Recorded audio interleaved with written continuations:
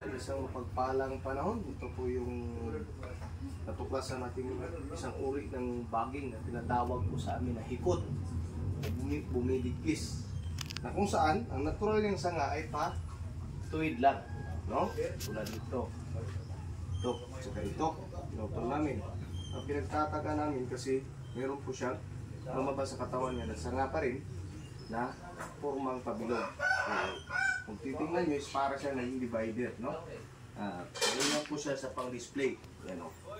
Lagyan natin ng tulad dito. Sample natin, ha? Yan. Yan.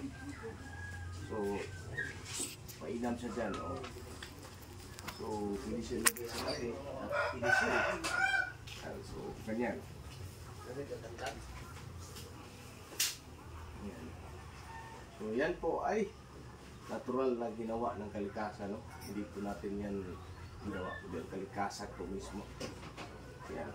So, also, magiging ganyan ang kanyang hitsura, no? So, meron tayong instant divider, lagayan ng mga mutya ng bao, no? So, nakadepende po sa inyo kung mapupunta ito sa inyo, kung gagawin yung pang lagayan ng bao, kung mayroon kayong bagay na isasabit dyan. Tingnan nyo. Yan sa tagiliran. Yan. Okay.